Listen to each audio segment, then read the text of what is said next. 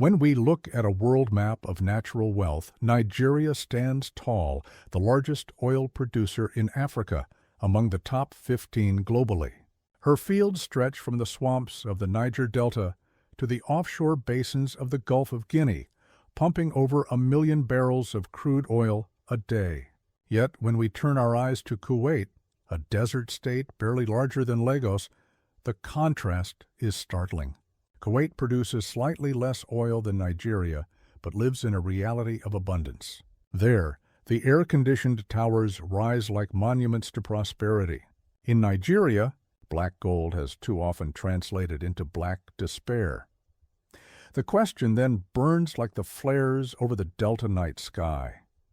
How can two nations drawing wealth from the same resource live in such different worlds?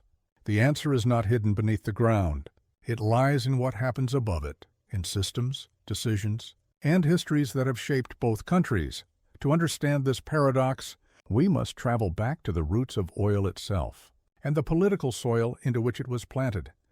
Nigeria's oil was discovered in 1956 when Shell BP struck crude in Oloibiri, a quiet town in the Niger Delta. The promise was immense. Here was a resource that could lift a newly independent nation out of poverty, fund education, infrastructure, and industry.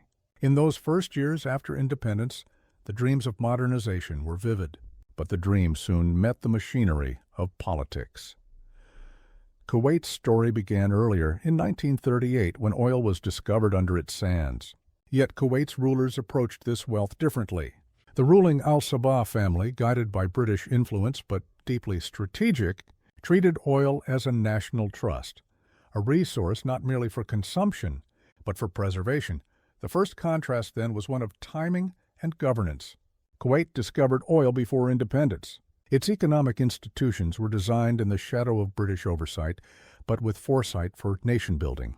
Nigeria, however, entered the oil era amid post-colonial turmoil, a federation struggling to find unity, its regions divided by ethnic and political competition.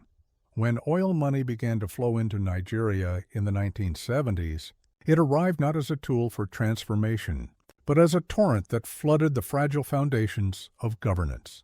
The Civil War had just ended, and the military regime sought quick ways to rebuild and consolidate power. Oil became the easy answer, the magic well from which all ambitions could be funded. Agriculture, once the backbone of the economy, withered. Cocoa farms in the west, groundnut pyramids in the north, palm oil fields in the east, all faded into memory. The nation learned to depend on oil and forgot how to produce. In Kuwait, oil wealth did not dismantle other sectors because there were none to dismantle. Instead, it became the foundation for building an entirely new social contract. The government centralized control of oil, nationalized production, and distributed the profits through subsidies, housing, education, and employment. In return, citizens accepted a form of stability, a welfare state built on oil, not on chaos. Nigeria's oil revenues, by contrast, became trapped in cycles of corruption and inefficiency. The proceeds enriched a few, while the many waited for the trickle that never came. A famous Nigerian economist once said, "We do not suffer from lack of money. We suffer from lack of management." But the issue runs deeper than corruption. It is structural, the product of how both nations defined the purpose of oil. Kuwait viewed oil as capital. Nigeria treated oil as income. The difference is profound. Capital is invested to create more wealth. Income is spent to satisfy current needs. From the 1950s onward, Kuwait established sovereign wealth funds, mechanisms to save and invest surplus oil revenues abroad. The Kuwait Investment Authority, one of the oldest and most respected in the world, now manages hundreds of billions of dollars in assets. This fund was designed not for the present, but for the future, to sustain Kuwait when the oil runs dry. Nigeria's own attempts at stabilization funds have been inconsistent. The excess crude account, created in the 2000s, was meant to serve a similar purpose, but political pressures, state demands, and lack of discipline saw it frequently depleted. Oil price booms filled it. Crises emptied it. In this way, Kuwait built cushions, Nigeria built crutches, and yet even these economic models are reflections of something deeper, a question of national culture and social contract. In Kuwait, citizens see the state as provider, and the state sees citizens as stakeholders in a shared fortune. The relationship is paternal but stable. In Nigeria, the social contract fractured early. Ethnic competition, weak institutions, and mistrust between people in power turned the state into a battleground rather than a bond. When money enters a fractured system, it magnifies the cracks. Oil did not corrupt Nigeria. It revealed and accelerated the corruption already latent within. This is not unique to Nigeria. It is what economists call the resource curse. Across many nations, sudden wealth from natural resources distorts economies. The local currency appreciates, making manufacturing and agriculture less competitive, a phenomenon known as Dutch disease. The government grows lazy, relying on easy revenue instead of diversifying. Citizens come to expect benefits without productivity. But the resource curse is not destiny. It is a test of governance. Kuwait passed that test by embedding transparency and long-term planning into its oil economy. Nigeria failed it, not because Nigerians are incapable, but because their political class lacked accountability. The oil industry itself became a metaphor for the state: extraction without renewal, profit without reinvestment. Multinational companies drilled, exported, and prospered, while local communities in the Delta faced pollution, poverty, and neglect. The land that gave the nation its fortune became one of its poorest regions. When you drive through Kuwait City, you see wealth manifested: clean roads, efficient public services, well-maintained infrastructure. In Port Harcourt, the heart of Nigeria's oil region, you see the opposite: pipelines running through slums, gas flares lighting the night, roads broken by the trucks that carry the wealth away. The irony is painful. The closer you live to Nigeria's oil, the poorer you tend to be. Why? Because Nigeria's oil wealth has never been used as an engine for national balance. Instead, it became a tool of political patronage. State budgets ballooned. Industries collapsed. When oil prices rose, the government spent recklessly. When they fell, the nation suffered austerity. Kuwait's model of oil wealth management, like that of its Gulf neighbors, was not free from flaws. It created dependency and limited private sector dynamism. But it maintained stability because the wealth was distributed, not stolen, and stability, in the end, is the true secret of prosperity. Every economy, no matter how rich in resources, depends on trust. Trust in government, trust in contracts, trust in the future. Without that trust, no amount of oil can buy development. When foreign investors look to Kuwait, they see predictability. When they look to Nigeria, they see potential, but also risk. That is why capital flows differently. Oil itself is neutral. It flows wherever gravity and geology dictate.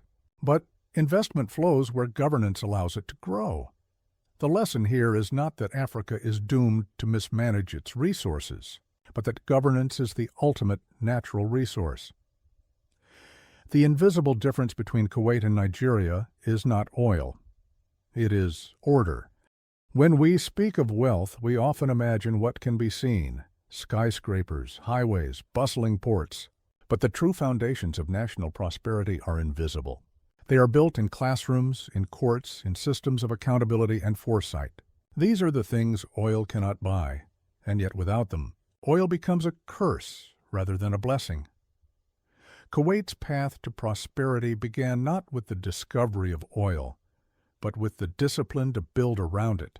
Its rulers invested heavily in education, healthcare, and infrastructure, not merely as acts of generosity, but as instruments of continuity.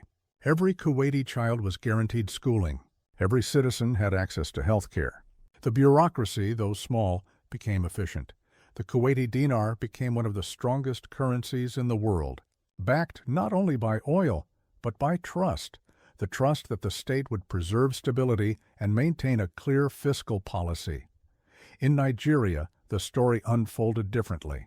The oil boom of the 1970s brought immense revenues. Billions of dollars poured into the federal treasury.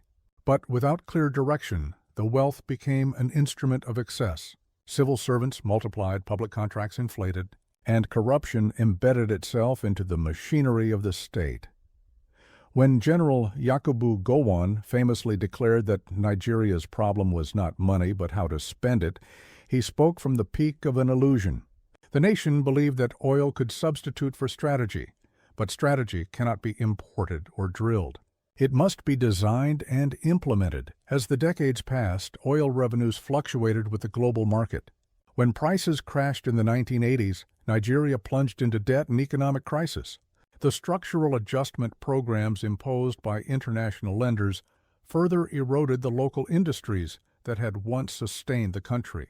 While Kuwait built buffers through its sovereign fund, Nigeria borrowed against its own future, and yet, to understand this fully, one must look beyond economics into the psychology of nations. Kuwait's size, population, and governance structure gave it an advantage. With barely 4 million residents, a large share of whom are expatriates, the state could sustain a high level of welfare with manageable costs. Nigeria, on the other hand, is a giant, over 200 million people, each demanding a share of a finite pie. The difference in population density, administrative capacity, and demographic pressure magnifies every challenge. A Kuwaiti child grows up in a system designed to support him from birth to retirement. A Nigerian child, born with the same potential, faces a state that too often looks the other way. This contrast reveals an uncomfortable truth. Oil wealth does not automatically equal human development. The measure of a nation's success is not how much it earns, but how well it uses what it earns. Kuwait invested in human capital, Nigeria in political capital, and that single distinction changed everything. Consider the education systems. Kuwait's literacy rate stands above 96%. Its schools are publicly funded, and higher education is encouraged abroad. Nigeria, despite vast oil revenues, struggles with underfunded schools, teacher shortages, and millions of children out of classrooms.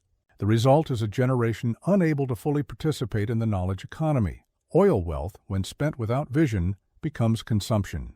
When guided by strategy, it becomes transformation. Kuwait's transformation was gradual but deliberate. The state invested in infrastructure, power grids, transportation, urban planning, not to impress but to sustain.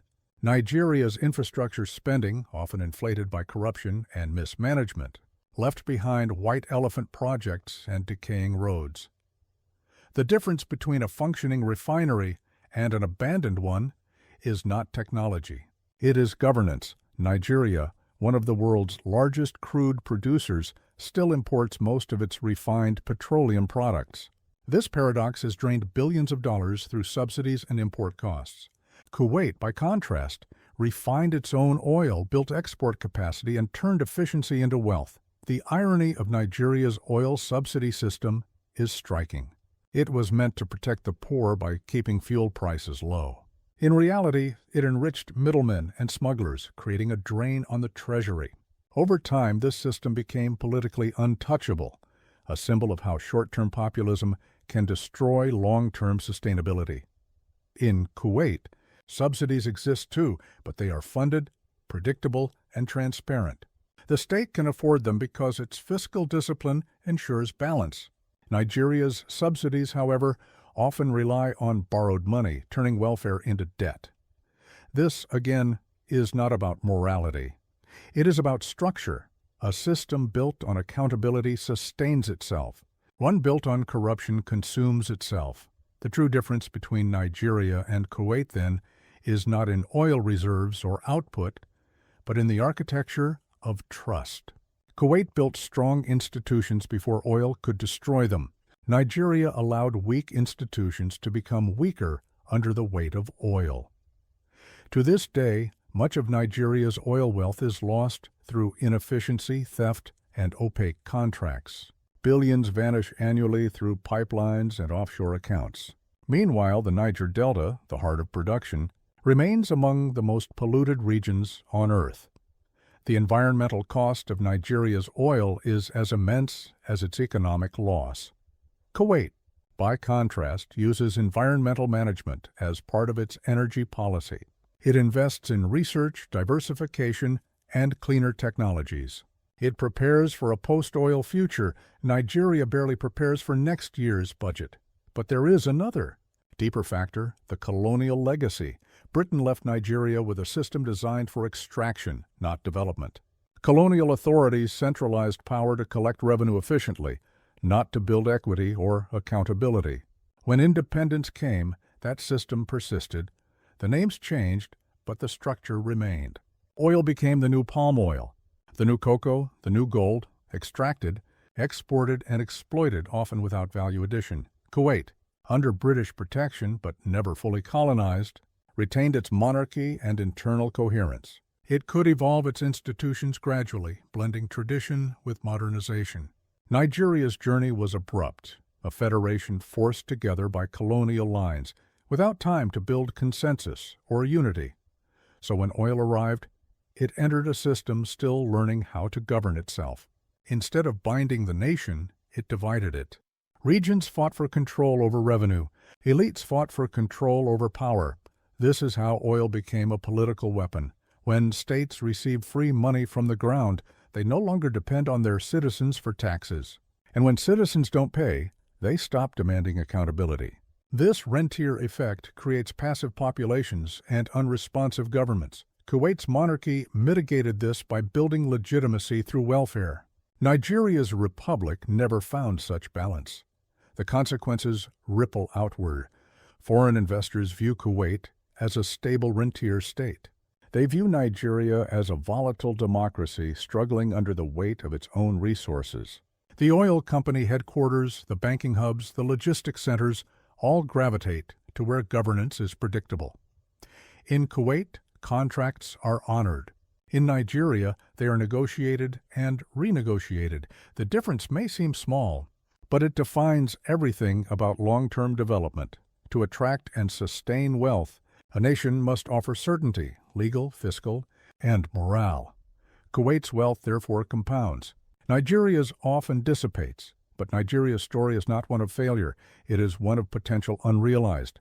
The same energy that fuels its corruption also fuels its creativity. The same population that burdens its welfare also drives its culture and innovation. Lagos alone produces more music, art, and entrepreneurship than many small nations combined. The question is not whether Nigeria can be rich, but whether it can be restructured to channel its human and natural capital together. Oil was never the enemy. Mismanagement was, and this realization is now shaping new reforms, from the removal of subsidies to the development of refineries and diversification of exports. Nigeria stands at a crossroads, much like Kuwait did decades ago, but time is less forgiving now. The world is transitioning away from oil. Climate commitments, renewable energy, and changing consumption patterns mean that oil-rich nations have a closing window to transform. Kuwait has already begun this transition, investing globally through its sovereign fund, building one of the largest portfolios of non-oil assets in the world.